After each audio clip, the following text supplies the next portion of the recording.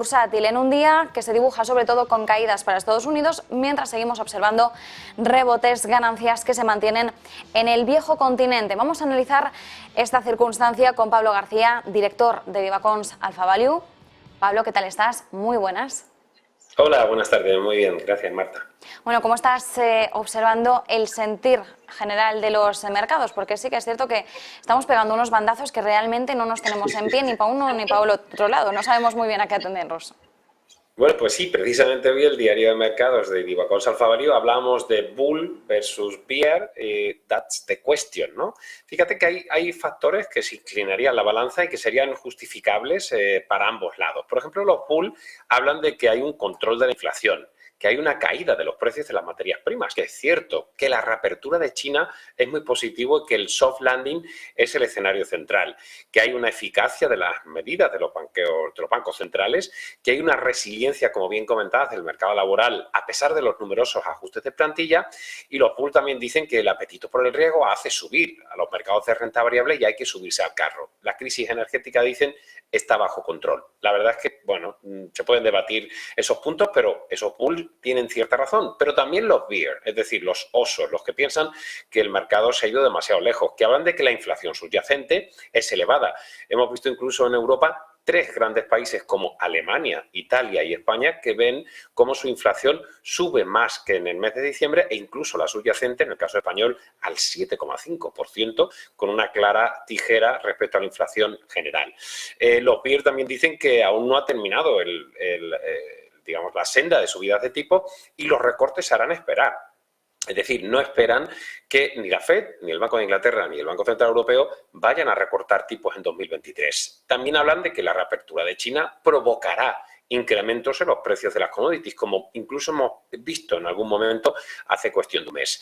También hablan de que la recesión todavía es aún probable y que las revisiones de las expectativas de BPAs pueden producirse y deben producirse. Incluso hablan del conflicto de Ucrania, ¿no? Que sigue sin solución y que el endurecimiento o recrudecimiento de las tensiones geopolíticas están ahí. Incluso lo hemos visto recientemente con el envío de los Leopard 2, los carros de combate de caballería.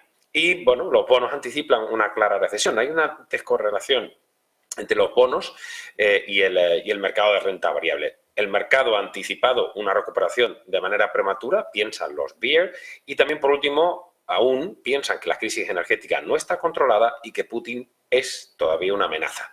Bueno, aunque me he alargado un poco, como ves, esas fuerzas encontradas entre unos y otros, la verdad es que podríamos posicionarnos, dar un saltito a un lado, a un saltito al otro. ¿Eso qué significa?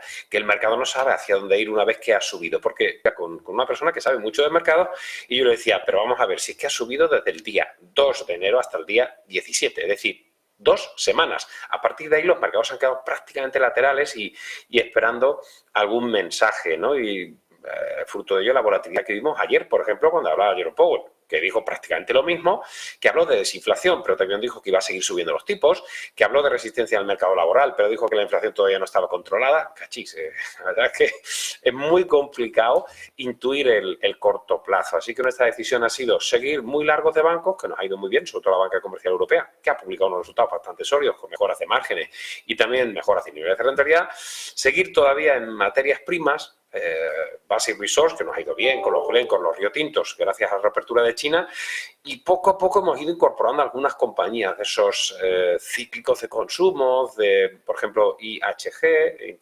International Hotels Group, pero todavía me estoy resistiendo. He comprado algo de Segro también, dentro de las inmobiliarias, y un poquito de aerolíneas, pero todavía me da un poco de miedo entrar en esos sectores que a mi modo de ver todavía tienen menos visibilidad, y desde luego enhorabuena a los premiados, a los que han comprado a principios de ejercicio. Así que complicado, ¿verdad? Todo esto.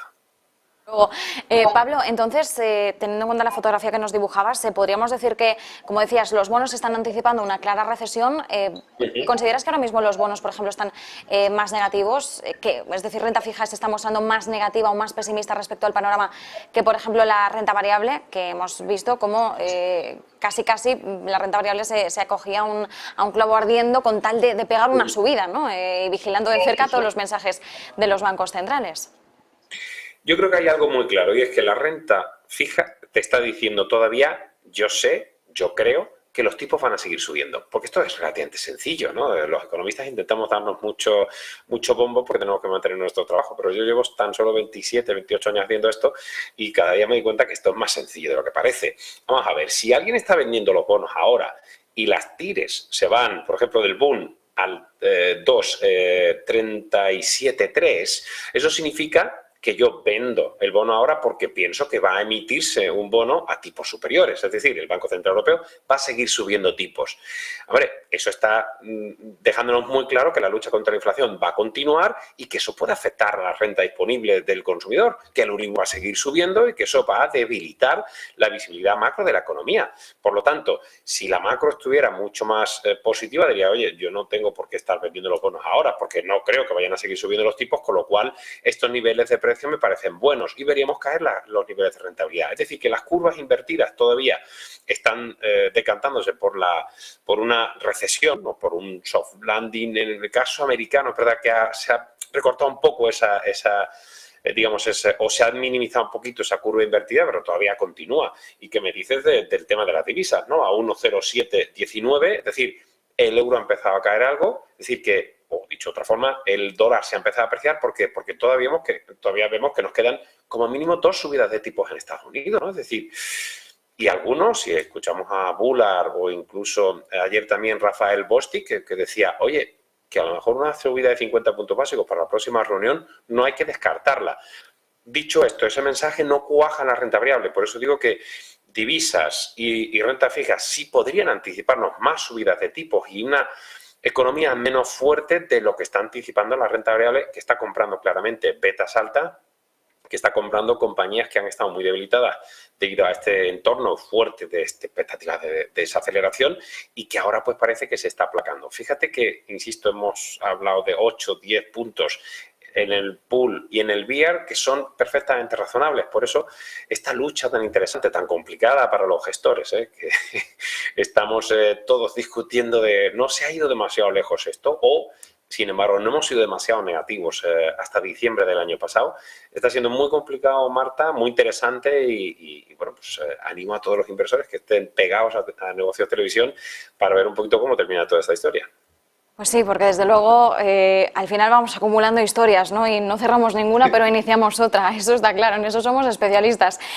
Pablo, como estabas hablando ahora de Bostic, ¿no? Pues está hablando también Williams de la Reserva Federal, otro de sus miembros, y atención porque está hablando efectivamente de la fortaleza del mercado laboral, habla de un mercado laboral que está extraordinariamente tight, bueno, apretado, podríamos traducirlo de esa forma, ¿no? Dice que no sabe cuánto puede aumentar la tasa de desempleo, una tasa de desempleo que recordemos ahora mismo está en los mínimos de los últimos 50 años, el 3,4% era lo que conocíamos la semana pasada. Y atención porque dice, durante algunos años debemos mantener una postura restrictiva, lo cual nos está dando también algunas pistas, ¿no?, de esos intentos por arrojar más jarros de agua fría por parte de la Reserva Federal sobre el mercado. Dice que aunque, bueno, y además también está hablando, se están solapando los mensajes de Williams con los de Cook, también de la Fed, que dice que aunque la inflación es cierto que se ha moderado, hemos estado viendo esos descensos paulatinos en los últimos meses, dice sigue siendo excesiva, así que nosotros tenemos que seguir con esa intención de restaurar la estabilidad de precios y esto por tanto va a requerir, dice Cook, una política monetaria más restrictiva durante algún tiempo, es decir, que nos lo están dejando masticado, nos están dando claramente los mensajes de qué es lo que debemos esperar en estos momentos. Yo creo que sí, y yo creo que el mercado está siendo demasiado optimista. A ver, cuando un banco central, y por la famosa curva de Phillips, de Phelps, que está comparando siempre la inflación con los niveles de desempleo, te está dando cuerda porque tienes un mercado laboral que es sorprendentemente fuerte, como incluso Williams ya había comentado anteriormente, bueno, pues lo que te queda es voy a seguir subiendo los tipos para llevar esa tasa de la inflación a ese 2% objetivo. Entonces le estás dejando terreno, le estás dando la razón a los más hawkish, que mientras que suban los tipos, y ya no es tanto el empleo, a mí no me preocupa el empleo, y menos desde luego con estas tasas de desempleo tan bajas, sino sobre todo lo que me preocupa es el consumo, que al final son más de 2/3 del PIB. Es decir, si el consumo no se resiente, bueno, chicos, pues seguimos subiendo los tipos. Hemos tenido un easy money durante más de 10 años, pues ahora toca restringir, porque el dinero tiene un precio y ese es el tipo de interés y no podemos acostumbrarnos a que sea gratis total, y eso es lo que ha provocado esta expansión monetaria. Entonces, es que aunque los tipos hayan subido mucho y muy rápido, es que veníamos de niveles de tipos reales negativos, con lo cual es normal que suba más. Y yo creo que esa es la parte. Yo creo que el mercado no está descontando más subidas de tipos de 50 puntos básicos, 25 por parte de la Fed, y que el Banco Central Europeo ha empezado a ser hawkish hace 2-3 meses, con lo cual ahí es donde yo creo que el mercado puede quedar sorprendido y esas expectativas tan optimistas empezarán a flaquear.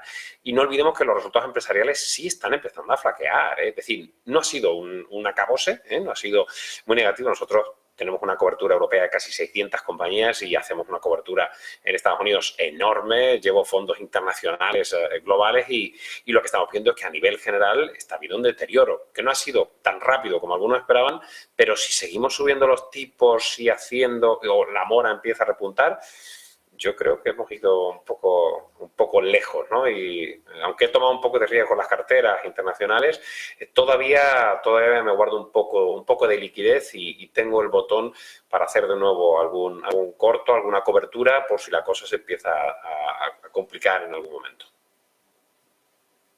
Preguntar, en medio del panorama que estamos desgranando, oportunidades de inversión. ¿Dónde tenéis vosotros desde Divacons Alpha Value puesto el foco en estos momentos?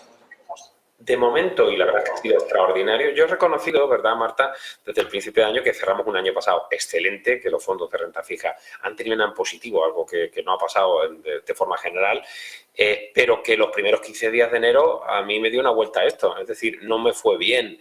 No me fue bien porque lo que subía eran retailers, que no he tenido ninguna en todo el año pasado, lo que subía era real estate, que no he tenido ninguna, y hoy tenemos tan solo un par de cosas. Entonces, eso me vino mal. Pero donde hemos ido apostando, y creo que recordarás muchas de mis intervenciones, es no entiendo por qué el mercado norteamericano estaba tan atrás y la oportunidad estaba en el Nasdaq. Por eso, ahí sí me ha ido muy bien. Cosas muy clásicas. Apple, Microsoft y Alphabet han sido las 3 compañías en las que he invertido. No tuve la valentía de entrar en Facebook y en Netflix, pero nos ha ido muy bien tomando tecnología que había quedado retrasada y el sector bancario. El ETF de bancos, junto con BNP y Banco Santander, nos ha funcionado francamente bien. Y del resto hemos hecho algunas cosas en seguros y hemos empezado a tomar algunas posiciones. Segro, como decíamos, dentro de unas inmobiliarias un poco particulares, digamos, de naves industriales, sobre todo en Londres, en Reino Unido y en Alemania. Y también hemos empezado a coger algunas cosas como sector lujo. Louis Vuitton sigue funcionando especialmente bien, pero me estoy resistiendo, me cuesta mucho, aunque tenemos en cartera modelo Inditex, pero me sigue gustando mucho comprar retailers con la crisis de consumo que podíamos tener con más subidas de tipo, y me sigue gustando estar muy largo en también el sector de inmobiliario, y tengo algo de autos con Stellantis y con Renault. Pero lo gordo de la cartera sigue siendo tecnología y bancos, mientras que esto no se aclare el panorama. Pues nos quedamos con esas recomendaciones, con ese panorama, con ese análisis. Pablo García, como siempre, un verdadero placer. Muchísimas gracias. Igualmente, gracias, Marta.